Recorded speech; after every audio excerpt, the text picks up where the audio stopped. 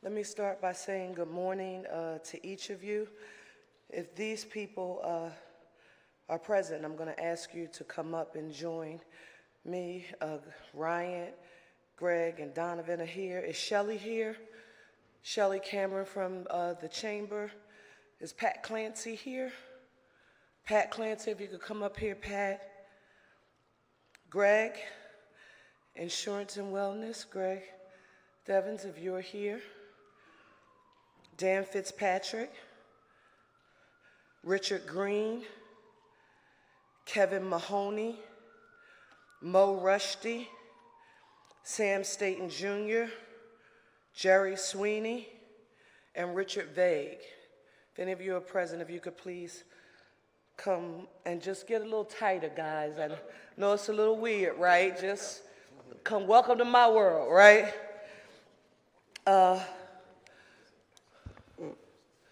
Philadelphia, as we get started with this announcement on today, it's important to me that you know that your mayor is a visual learner. Many of you have asked me on different occasions, what keeps you up at night, Mayor Parker? I want to show you what I've been communicating to residents across the city, and it is the most visual way that I can describe to you the importance of why we're here. Here, and I apologize for the microphone not being able to be important, but here, Philadelphia, is an overview of our FY25 tax revenues for the city of Philadelphia. Now, this data is in reference to the budget as I introduced it.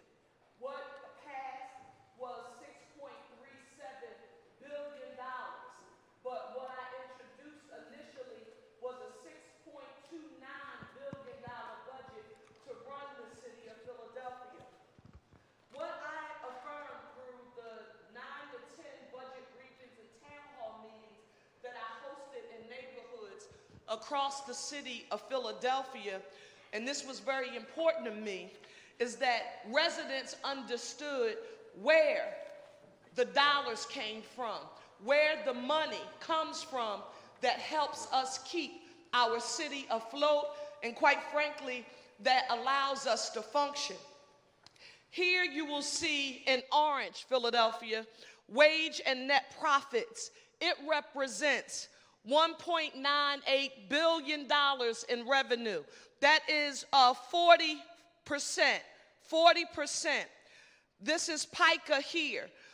For those familiar with PICA, it's the revenue portion of the wage tax that PICA returns to the city of Philadelphia. Here you will see business income and receipts tax. That represents 13%. What was extremely important to me is that Philadelphia, you know that of that $6.29 billion budget that I introduced as your mayor, 68% of that revenue comes from business taxes. 68% of the revenue that we need, that we collect to run services, to provide assistance for people, communities, everything that you can think about as it relates to the needs of the city of Philadelphia, 68% of it comes from those business taxes. I apologize, I needed to do that. That visual is extremely important to me. That's why I'm excited on today, and I can get rid of this. Jerry, hold that for me. I'm excited to share what my goal and vision for the business community has been. This is the business community's version for me of One Philly, a united city, and the initiatives that we are launching on today through the Mayor's Business Roundtables. Let me also just note for the record that I have from our cabinet. Val Gay from Arts and Culture. You here, Val? Why don't you just come on up front? Adam Teal, our managing director. Adam, if you would come up. Rachel Branson, Minority Business Success. Kristen Bray, Chief Counsel to the Office of the Mayor. Carlton Williams, our Director of Clean and Green. Where are you? Every time I say his name, I want to roll out red carpet. Come up here, Carlton. C-suite folks, Sincere Harris and Aaron Platt, if you all could come forward. You've heard me say it on many of occasions, and I'll say it again. My goal as your mayor is to work to unite our city, to break down bureaucratic silos, and build the capacity to move at the speed of business. When you ask me what keeps me up at night, it's not finding a way to grow that economic pie. If business doesn't succeed, Philadelphia cannot thrive. And it cannot thrive because business cannot create jobs that can gainfully employ, pay a living wage, offer retirement security, offer health care. None of that is available to the people of our great city if business doesn't succeed. With that being said, you heard me mention that as mayor, people said, what's one of the first things you felt being in this chair?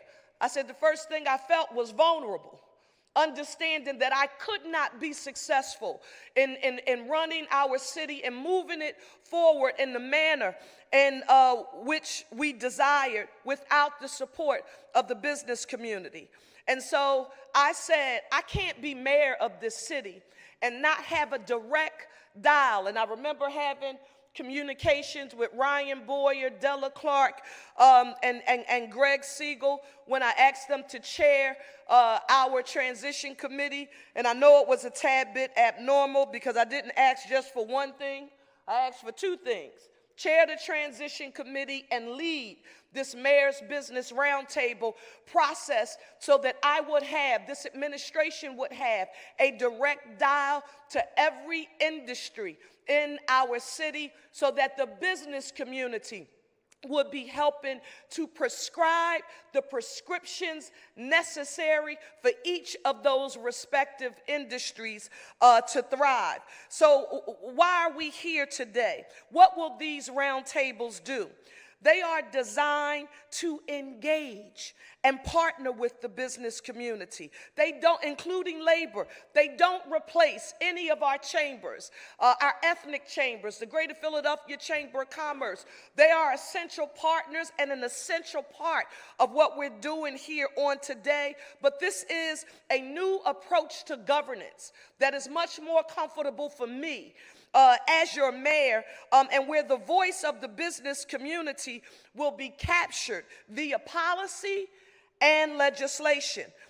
One key aspect of this is the ease of doing business with the city. And that's not just a term, that's our mission.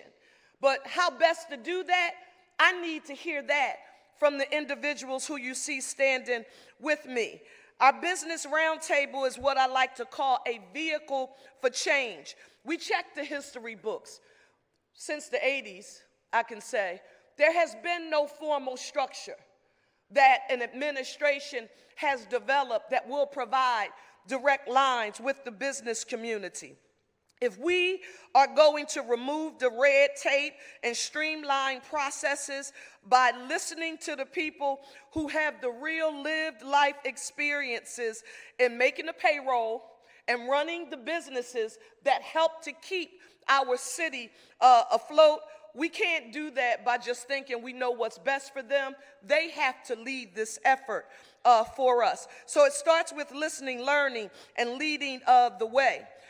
What specialized sectors and committees? How will the work flow? First, committees are equitable investment and advancement, center city rejuvenation, eds and meds, biomedical innovation, construction and development, insurance, wellness and access, sports and entertainment, chambers of commerce and business, and Clancy, workforce development. We are guided by a robust committee of what you heard me say.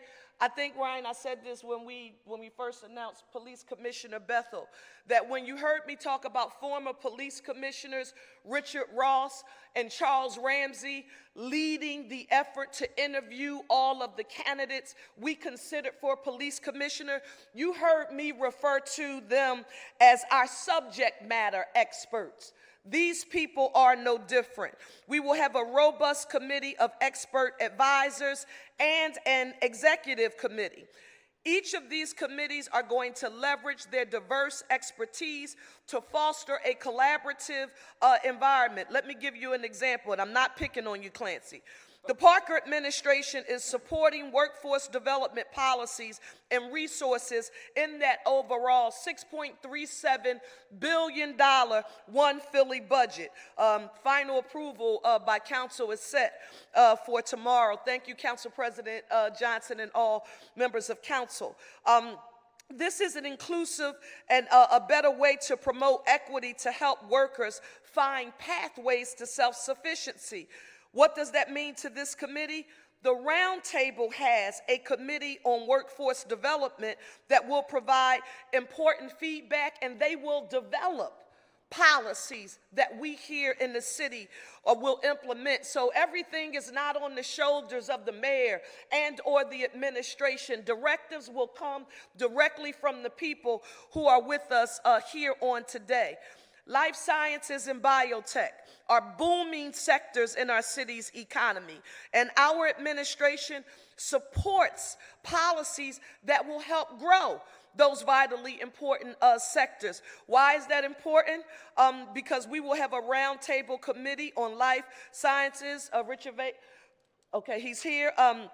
That will help us ensure that the policies we pursue are the right ones for these sectors. Why is this important? Philadelphia is only second to Boston in the growth of its life sciences and biotech industries. We have to work and be intentional and proactive in developing a plan so that Philadelphia doesn't have to be second to anybody for anything. And that's what we're working to try to do right now. You've heard me say this out loud, and some people have said, Cherelle, this seems a little weird when you say this out loud. I don't profess to have all of the answers about everything we need to do in city government to help these respective industries grow.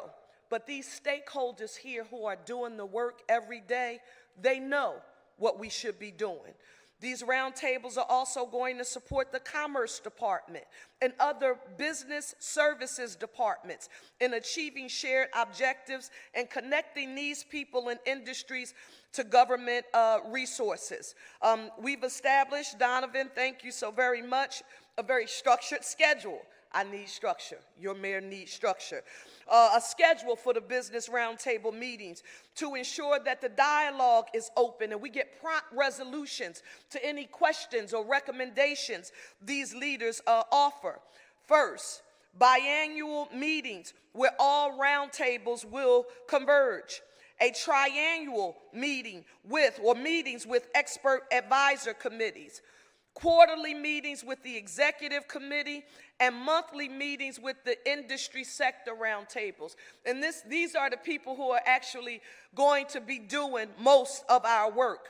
The weekly briefings with the mayor's business roundtable team in various departments will happen on a regularly scheduled basis, so never will they be able to need access to any department in the city of Philadelphia and somebody says, thank you for calling, please hold. They will have direct access, and that's extremely important. With that being said, I want to begin to thank our chairs. Again, we checked the history books, Greg and Ryan. And Della, who couldn't be with us here on today, but no formal structure like this one has been in existence, and folks may not have clearly from the outside understood what I meant when I asked them to not just do the traditional transition. You know, you have a transition committee and they help you ascend to the office to get settled. But I feel like I was smart to ask for two things at once. So thank you for agreeing. And I now want you to hear from Ryan Boyer, who's the chair of the Parker Administration's Transition Committee. Greg Segall and Della Clark served as vice chairs, and before they speak, I get an opportunity to say to both of you, thank you so very much for not abandoning me when I told you I needed you the most. Give it up for Ryan Boyer, and then you'll hear from Greg Segall.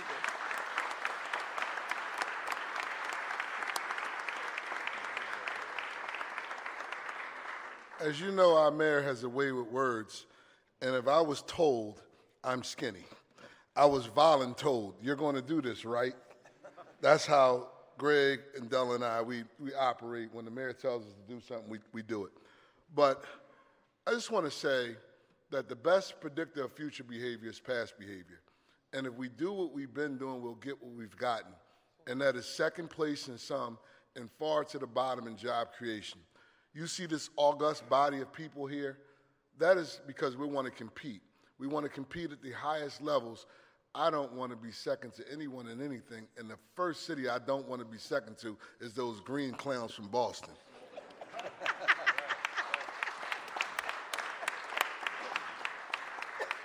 So we have the innovation here, we have the blame power, we have the people power, and now we have the will and the know-how, and we're going to get it done for you, Mrs. Mayor. Thank you. As the voice of the Philadelphia building trades and one of the voices of organized labor at the mayor's roundtables, our role is pivotal. It is ensuring the needs and the rights of workers are at the forefront of Philadelphia's economic policies. It doesn't work unless the rising tide truly lifts all boats. We're going to enhance worker conditions. You saw that with the splitting up of L&I, so that we can have people actually protecting workers on the job. Advancing fair wages, safe working conditions, and comprehensive benefits for everyone that works. Emphasize the importance of labor representation in the policy making to ensure that economic growth benefits everyone, especially the working class. We want to build this from the ground up. Collaboration with education, highlighting the significance of the collaborative approach between organized labor, education leaders, and address the needs for developing a skilled workforce, Mr. Clancy, and a pipeline out of poverty for those families that were left behind in the last economy. We're going to be intentional about creating a diverse society of winners. To promote joint efforts in developing workforce development programs that prepare workers for emerging future jobs. No longer are we just going to say, we like such and such program that's teaching people to make widgets and we don't use widgets anymore. That's not going to happen. We're going to prepare people for the building trades. I see Ben Connor back there, but we're also going to train people to be in advanced manufacturing and working in some of Jerry's technologically sound buildings. That's what we're going to do. We don't leave anyone behind, from the janitor to the top engineer. We want them to all make a family-sustaining living. We want to create economic opportunities. We're going to stress the need for equitable access to all job opportunities. That is no big I's, no little U's. Everyone growing together, so we no longer have the tale of two Philadelphias, one that's growing and thriving, and then we have the neighborhoods. No more of that. That's why we have Mr. Carlton, who met my aunt, Patricia Garrett, and she gonna tell you what to do, Carlton. I'm telling you, she volunteered me what to do my whole life. We're gonna support policies that foster inclusive growth, enabling all Philadelphians to thrive. And the mayor, along with city council, also has a tax roundtable so that we can have the tax structure needed to grow jobs. As she just now said, 68% of the revenue of the city of Philadelphia come from people that dare to start a business here. And they thrive, and we want them to thrive more. But we want to make sure that we have the environment where people know that Philadelphia is open for business. And we're going to...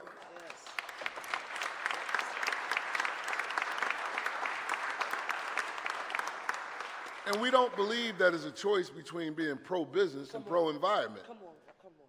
We all want to be here. We all have children. In my case, I'm old, I have grandchildren. So we're going to advocate the creation of green jobs and sustainable practices in those industries.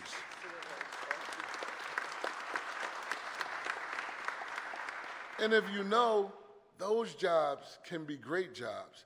And they also strongly align with our mayor's vision of making Philadelphia safer, cleaner, and greener with economic opportunity for all. Did I get that right? Did I get it right? And again, we don't train the train. We don't do that. I don't believe that. I believe you train someone for a job that isn't going to be there. That is the worst thing you could do to one's hope. And that's why we have some of these nihilistic outcomes that we have, because we have outdated programs that train people on stuff that we don't do anymore. The construction industry changed every day. I see Dave Panici, who built our beautiful training school. He didn't use materials of 20 years ago. He used materials that's going to be in play 20 years from now. We have to be able to see around the corner. And I see Hornstein there from the Economic League. That's why I reference my people at SCIU. They need to make a living wage. They keep the environment clean and safe. And even if they aren't here, they're here because I'm here. Because no longer will we have that, we're going to pit the building trades against SEIU. No, we're together fighting for workers all over. The legislative environment.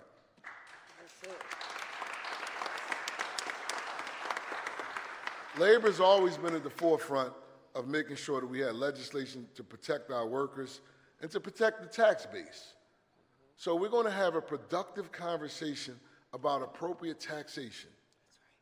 Because we do need the services, but we also need to unleash the ingenuity of business so that we can move at the speed of business so we can compete. Philadelphia is uniquely nestled within 1 day's drive of 72% of the United States. Wow. And I know people don't like to hear it, but Jerry likes to hear it. Our real estate is still undervalued from where we are. We wanted to unlock all of that while rebuilding without any displacement. Turnkey program, Mo. Yes. We're going to, because we have everyone at the table, we're allowed to collaborate and see how one program affects the other program. No more collateral damage, because we're all at the table 3 times a year to say, yeah, Jerry, you want to do that program, but it's going to affect this neighborhood program here. How can we marry the two? And then we have the smart people and the people that practice what they preach. My next speaker is my co-chair, Greg Segall. He's the CEO of Versa Capital. Capital don't have an address that it has to be in. He chooses to be in Philadelphia. He chooses to run his private equity fund from Philadelphia. He's a Philadelphian because he believes, and he's totally brought in with me, with this mayor, and her vision, and a vision of a greater one Philadelphia. My co-chair, Greg Segall.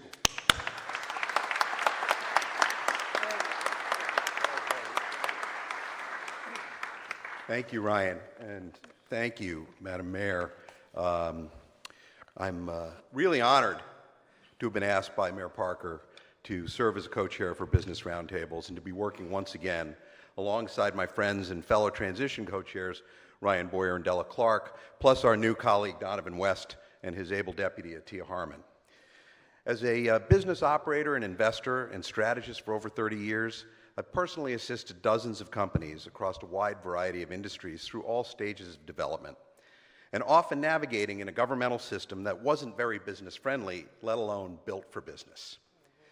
With today's announcement and the launch of this critical initiative, the Mayor's Business Roundtables will become a platform for engagement across the city's business community, businesses large and small, that is interactive, solution-centered, and broadly inclusive, with the worthy goal of improving the ease of doing business both in the city and with the city, and all in a manner supporting the mayor's mission to build a safer, cleaner, and greener Philadelphia with increasing economic opportunities for all. 3 key points I want to make about the intended execution of the Mayor's Business Roundtable mandate. 1, it will be about building strong alliances through the creation of accessible channels for dialogue between the Parker administration and the business community This will include promoting public-private partnerships and other collaborative efforts to address key issues while identifying opportunities for growth-fostering development. It will also include leveraging the subcommittee's diverse expertise to help drive innovation and economic progress. 2, there will be a focus on opportunities to streamline business processes. For example, by advocating to reduce bureaucratic red tape to improve the ease of doing business in Philadelphia, such as the mayor's PHL Open for Business initiative launched in April. Also, by highlighting initiatives aimed at simplifying business interactions with city departments and accelerating access to development resources. 3, the goal is economic revitalization. That's the goal. And we achieve this by 1, supporting initiatives aimed at rejuvenating Center City and other commercial corridors to attract investment and boost local business. 2, engaging in the legislative process, both locally and at the state level, to support pro-business policies that promote economic growth and stability, including through rational tax and regulatory regimes. Encouraging workforce development that attracts the kind of employers we need to drive growth in good-paying jobs and that can help drive down poverty across the city. And finally, highlighting successful collaborations that have led to positive policy outcomes and the potential for replicating those for future success. The city of Philadelphia exists in a sometimes confounding duality of having both a reputation for difficulty to deal with, sometimes well-earned, yet having the good fortune of a capable workforce that is by and large dedicated to the betterment of the quality of life for the city's key constituencies, namely its residents and its businesses, as well as the sizable non-resident base of workers and employers who conduct business in, with, and around the city. The city faces enormous challenges in the years ahead, and certainly the mayor's business roundtables can't wave a magic wand and perfect the gears of commerce overnight, if ever. But the city also has enormous assets and opportunities, and as we approach the 6-month anniversary of her inauguration, I am convinced that this mayor and her administration understand the critical and interdependent nature of the relationship between government, business, and the citizenry. We have all come to appreciate my friend Mayor Parker's admonition to listen to what she says, but watch what she does. And with today's action, this is the latest promise kept in her campaign to drive the city's renewal in the years ahead. So working with government, businesses, the workforce, and other key stakeholders, the Mayor's Business Roundtables, supported by its notable roster of sector subcommittee chairs, many of whom are up here or in the room with us here today, will bring its considerable resources and commitment to the effort to help Philadelphia realize its potential as a destination of choice for new and existing businesses looking to participate in, contribute to, and benefit from the dynamic economic platform that the city of Philadelphia has all the potential to be, and help bring the job growth and economic opportunity that Philadelphia's citizens so richly deserve. Thank you again, Mayor Parker, for the opportunity to support you in this key initiative for your administration. Let's get to work. Yes, thank you, Greg. Thank you. Now, I get an opportunity to use a tad bit of mayoral privilege right now because I did not tell them in advance that I was going to do this, but it's extremely important to me that the people of our good city get a chance to know a bit about the who's and the what it is that they are going to do. And before they start, I want to say to each and every one of you, thank you for agreeing to help me.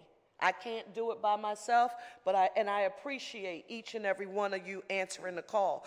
The first person I want to call forward is Richard Vague, who will lead our efforts on biomedical innovation. Give a round of applause for Richard Vague. Thank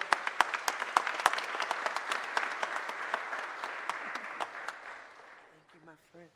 Thank you for saying yes. My expectations of Mayor Cherelle Parker were sky high when she took office, and yet somehow she is exceeding those expectations, and I'm not sure we've ever had a more dynamic leader in this city than we have right now. Let's give her a round of applause.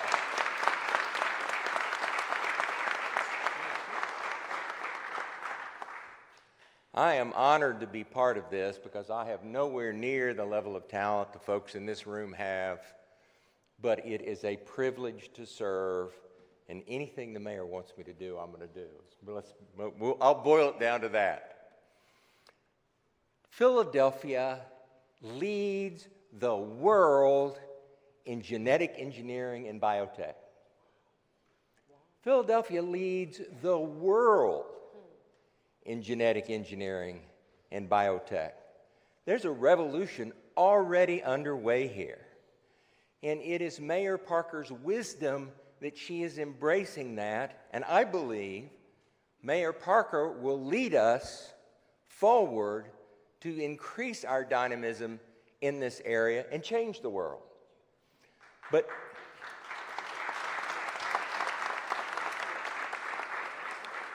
as we do that, we will transform Philadelphia with spectacular jobs that include every level of our city, from high school students all the way through, transform our neighborhoods in a positive way, and make this city even more vibrant than it already is.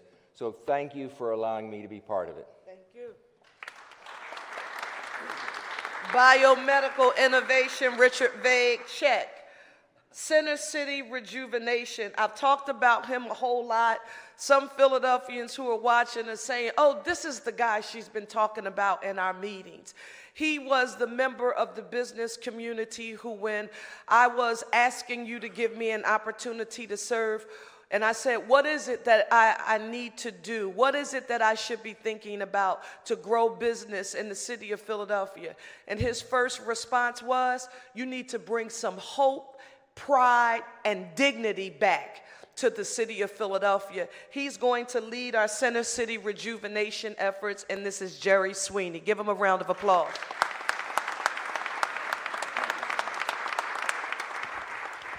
What a great day this is for the city.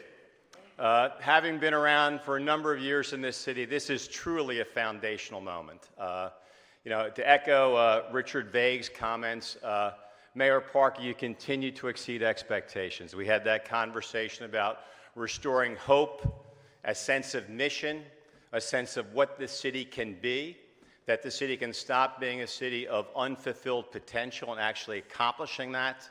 And I'm just delighted to be part of this undertaking. So it's being a person who spends a lot of my life building buildings, we all recognize one of the most important things about a building is its foundation. It determines everything. And today is a foundational moment.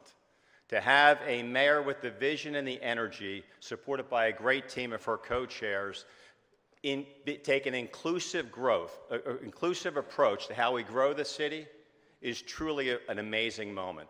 This is the type of stuff that drives cities forward. This is the type of stuff that creates hope and expectation and belief. And having belief is the predicate to success. So when we talk about Center City rejuvenation, which will be one of my tasks, it's not just about Center City. It's about rejuvenating the commercial corridors throughout the city. We are all connected tissue. The strength of one is the strength of the other. The weakness in one is the weakness in the other. So as we take this broad brush approach to how we start to create the Philadelphia Center City area that we want and we aspire to, part of that will be connecting every single commercial corridor in the city. That's what will make this city strong, and I'm proud to be part of it. Thank you very much. I'm feeling hopeful. Right now, you've heard me talk about 30,000 units of housing, the building of new, and the preservation of existing. We're now going to hear from Mo Rushdie. Both he and Sam Staton Jr., they will be overseeing construction and development. Mo Rushdie.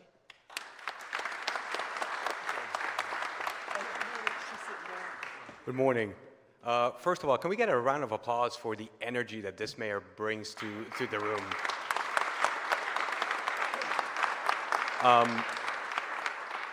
If you don't know me, what I do best is I talk to a lot of people.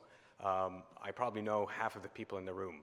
So I get the pulse of what people are thinking, all the way from the neighborhoods, all the way for owners of multi-billion-dollar businesses. And there is one thing we can all agree on, which is this mayor is serious about having Philadelphia open for business. It's very important to mention that when we talk about 30,000 homes, that we're not talking about pro-development policies and how to only be able to build skyscrapers. We're talking about a lot of construction happening in the neighborhoods. Equity, black and brown businesses that need to be improved in these neighborhoods, giving a lot of opportunity for small businesses, access to funds, make sure that we have policies that encourage and streamline the building of these 30,000 homes. So without going into more speech, because I can talk for 20 minutes, I just wanted to say thank you to the mayor. It's an honor to serve along these much esteemed business leaders, and we hope that we are up to the task. Thank you so much. Thank you. Thank you, Mo. We're now going to hear from Dan Fitzpatrick. He's our chair for Equitable Investment Advancement. Give it up. You know him from Citizens. Give it up for Dan. Thank you, Mayor Parker, and I think it's all been said, the incredible amount of hope and enthusiasm we all have for Philadelphia under Mayor Parker's leadership is phenomenal. But what we're doing, we spent a lot of time in Ryan Boyer's leadership, Pat Clancy's leadership, on workforce development, making sure we're educating and developing talent for the skills of the future. But now we have to take those talents and then create the entrepreneurial spirit, because our diversity is our global strength. I came back from London this weekend. Global city. Well, Philadelphia is truly a global city, and that's because we have great diversity. But the bottom line is taking all this talent and skill and giving them the opportunity to be great black, brown, women-owned businesses and entrepreneurship. That's the opportunity we have to set. So our objectives, and working with Donavan very closely on this, we have to provide debt sources, but more importantly, equity sources. That seed capital, that equity to get these businesses started, particularly not just in the neighborhood commercial corridors, which are critical to the vitality of our neighborhoods in our city, but in our center city core as well. Everyone needs to participate in the great economic growth that we're all going to help create here in Philadelphia, and that's the goal of our committee, and we're working hard to achieve that with the rest of this esteemed group. So, Mayor Parker, thank you so much. Thank you, Dan. Thank you. I picked on you enough. Put your hands together for Pat Clancy. How lucky am I to work with this amazing mayor, right? And I think this is the one group that touches everything that was discussed today. If we don't have a strong workforce, if we don't have a good bench of people, if we don't get people energized and excited about the opportunities, then we won't have a thriving city. So I want to say thank you to the mayor for making this a highlight. I look forward to working with your administration, amazing people. I know Donavan for many years as well. So we're ready to get to work because we want people to go to work. That's right. We got it. That's right.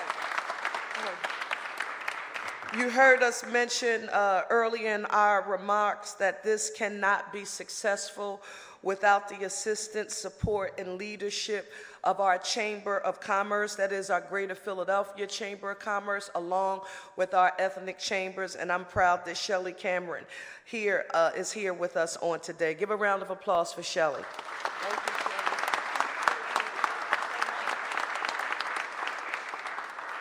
Thank you, Mayor Parker. I am so proud to be a part of this initiative.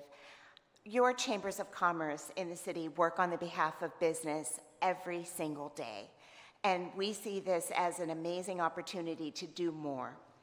All businesses deserve a voice. We need to talk about the impact that businesses have in our community, and I think this provides us a platform to do that and to make things better for them.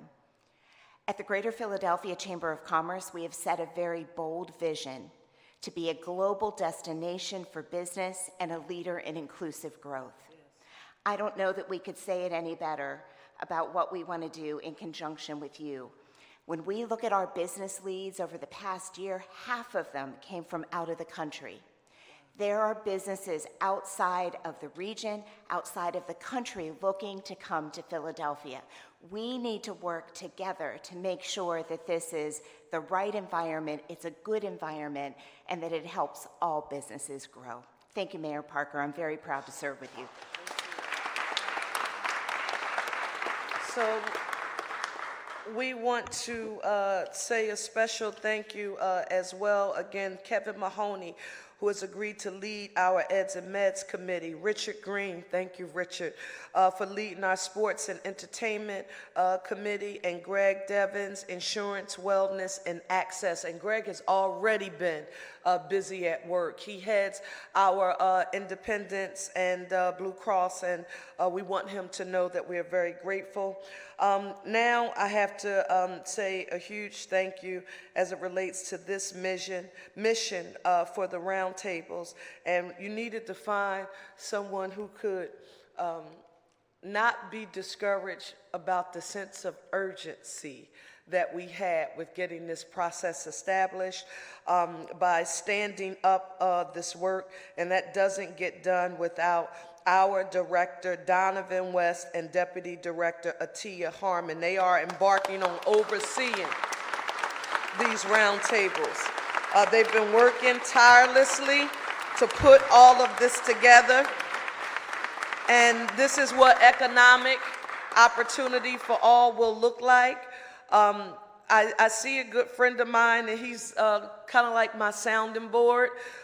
He gets all of my woes, but I want to say to Joe Neubauer, who is here, who is one of the most important advisors that your mayor leans on for support, guidance, and advice.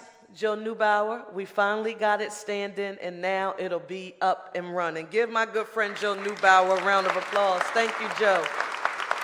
This is One Philly. We want One Philly, a united city, and we want to thank you all. Are there any questions? Thank you. Yes, ma'am.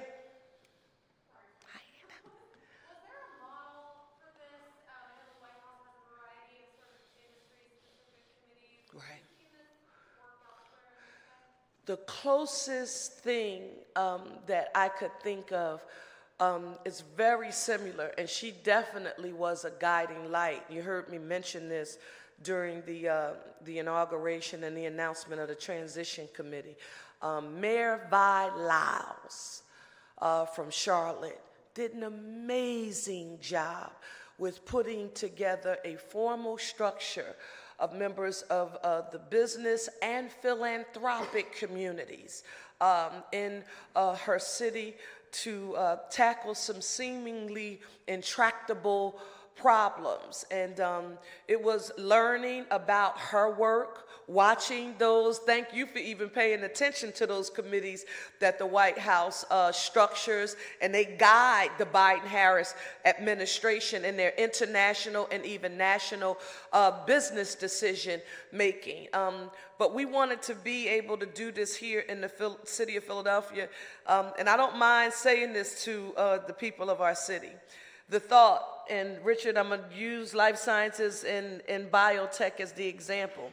Someone calling me saying that there has been a crisis in the life sciences and biotech industry.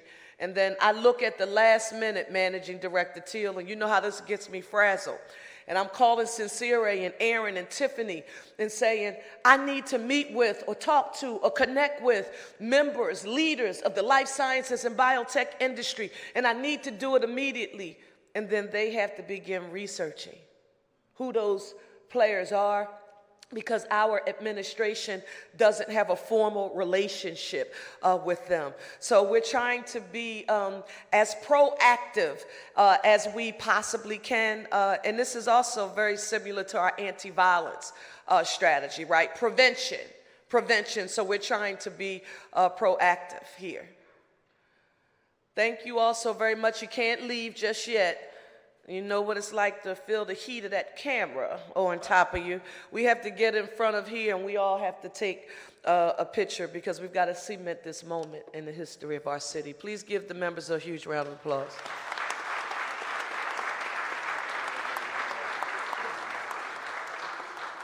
The other members who are present here, who are members of the committees that will be led, we want to ask you all to join us.